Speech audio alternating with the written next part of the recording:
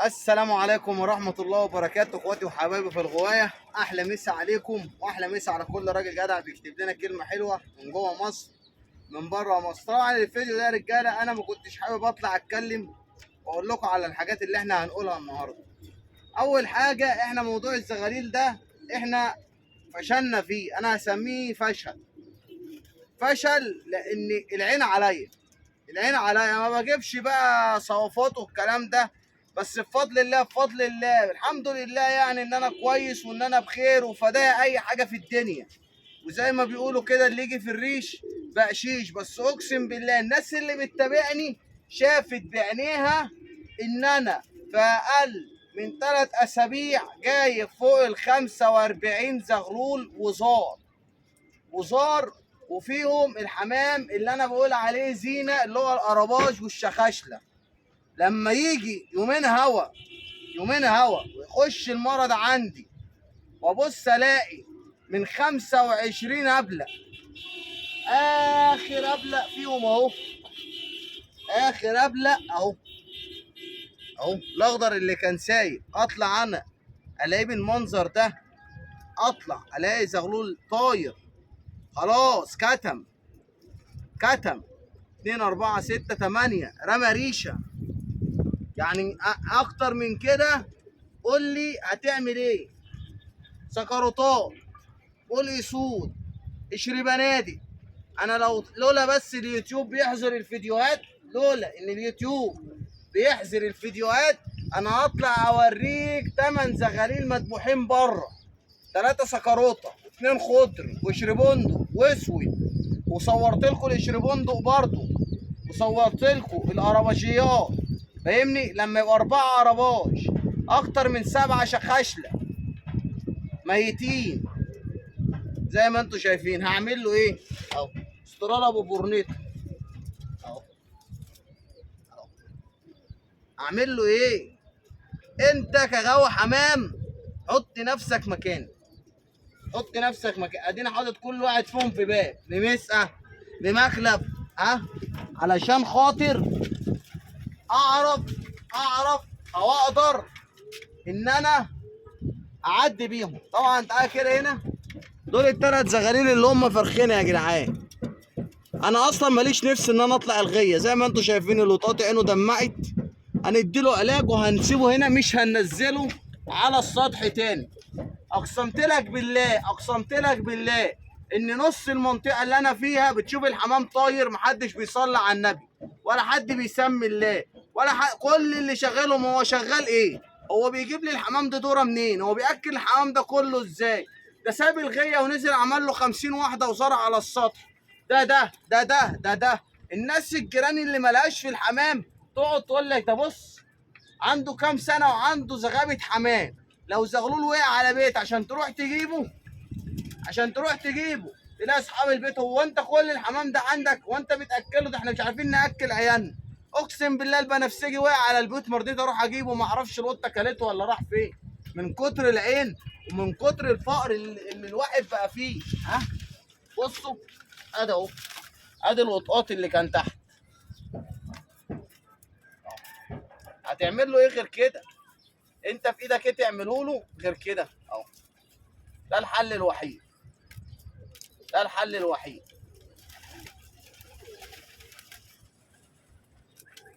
بس خلاص انا زهقت اهو. تراوش انا ما بعملش كده افترى فيه، اتراوش. واللي تراوش يا جدعان ملوش حل تاني. تعالى هات العنبري الاسمر والسكروته والرشاق زي ما انتم شايفين. دي بقيه المشرحه. ده يا رجاله ملوش حل، غير ان انت لا اما تذبحه، لا اما تعمل كده وتجدد له بقى الدوره الدمويه بتاعته علشان خاطر. طبعا انتوا كنتوا شايفين الزغلول ده يا جدعان. بص الزغلول دماغه لفت ازاي، بص. طيب هتيجي تقول لي هتشتغل معاه؟ هتشتغل معاه ايه بقى؟ هتشتغل معاه بالكزبره المغليه، هتشتغل معاه بالاسبوسيت، الكلام ده. وطبعا بالنسبه لشويه الزغاليل اللي كانوا عندنا، اللي هم البهلوانيات والقطاطه، الكام زغلول اللي هم كانوا فارخينها يا رجاله، لو انتوا فاكرينهم. فالزغاليل دي بعتها، نزلناها السوق الاتنين الشقلباظيات الانجلايزه. وفي برضه طريقه تانيه لما تجهز هنكلم برضه الناس عليها. طيب احنا بنبيع ليه؟ احنا العين علينا، العين بصلنا، انت العين مش بصالك. انا هقول لك على حاجه، انا لما جيت اعمل طريقه الزغاليل اللي تحت دي الوزار، انا كان عندي زغاليل مش وزار، كان عندي زغاليل شقلباظيات، اخواتي الشقلباظيات دول، وباكستانيات وعناب ركشاك واستراليات والكلام ده، بعتهم وانجلايزه، بعتهم لناس جنبيه.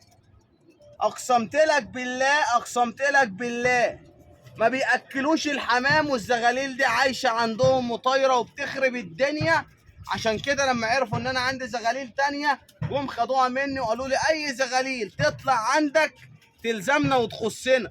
فالعيب مش في الزغاليل، العيب فيا ان انا راجل منظور، انا حد باصص لي، حد ناظر لي.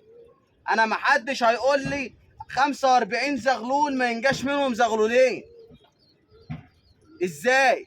فاني عقل هيقول الكلام ده؟ معلش، انا عقل هيجي يقول لك من 45 زغلول، فبالتالي انا بايع 23 زغلول، واقسم بالله ال 23 زغلول عايشين.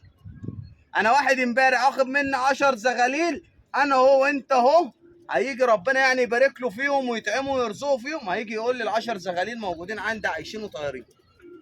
بالتالي اكل باكل، علاج بعالج، شرب بشرب، نظافه بنظف. يبقى الفكره كلها في ايه؟ في العين اللي حواليك. فاحنا ما رضيناش نزعلكم وعملنا لكم طريقه الزغاليل، وهنعمل فيديو تاني عن الزغاليل بالنسبه للناس اللي بتتابعنا او اللي كانت متابعانا. وان شاء الله باذن الله هنعمل طريقه تاني. انا بقول لك انا هعمل طريقه تاني، بس هعملها في الدرة، مش هخلي حد يشم خبر ولا حد يعرف عنها حاجه، مش هخلي اي حد يشوفهم حتى بعينيه، لازم تفاجئ الناس. لكن انا سايبهم على الحيطه. طبعا الناس اللي بتتابعنا على اليوتيوب ولا على الفيس، الناس دي كلها فوق دماغي، او على التيك توك الناس دي كلها فوق دماغي. انا عارف انك مش هتحسدني. ليه؟ لان انت راجل عايز تطلع تشوف زغلولين كويسين، لكن في غيرك يكره لي الخير، يكره ان انا الاولى بتاعتي تكون وزار. لا، هو عايزهم جمعيات. ليه؟ عشان انا كف عالي عليه. فلما يبقى كف عالي عليه ووزار، فاهمني، شكله بيبقى وحش. لكن لما يجي يقول دول لهم جريسلات وحماريات، فدي لي ايه؟ حجته، دي حجته. لكن انا طول عمري احب الحمامه الوزار، بس ماليش حظ فيها، ماليش حظ فيها. انا لو دربت لك الزغاليل دي 45 زغلول في 100 جنيه، مش هقول لك بقى انا كنت جايب ابلق ب 300، وفيهم بنفسجي اللي وقع ب 250، والسكروته اللي انا لسه دابحه بره ب 350، وكان فيهم اسود ب 450. لا، انا هقول لك دربهم في 100 جنيه هيعملوا 4000 ونص في اقل من شهر. هتشتغل ايه عشان تجيب؟ معلش، انا لسه برضه جايب كلفه للحمام ب 3000 ونص. انا ما بتكلمش في الفلوس، انا ما بتكلمش على الفلوس، انا بتكلم ان انت راجل بتتابعني، فانت لازما وحقك عليا ان انا اطلع اقول لك على كل حاجه. انا بقول لك الزغاليل اتباعت بفضل الله، الحمد لله.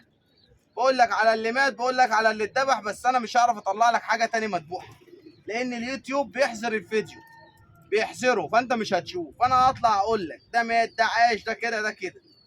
بالنسبه بقى للناس اللي كانت بتتابعنا في موضوع الزغاليل، فانت طبعا طالما سيبتهم، ولا اقول لك خلينا نتكلم في الفيديو تاني عن الموضوع دوت. ويا رب ما كنتش طولت عليكم، وانا مش عايزكم تزعلوا مني. وفدايا اي حاجه يا جدعان، وانا مش زعلان، انا فدايا اي حاجه، 4000 10000 20000 100000، طالما انا عايش وبصحتي وبخير، انا فدايا الدنيا كلها، فدايا اي حاجه. احلى مسا عليكم، والسلام عليكم ورحمه الله وبركاته.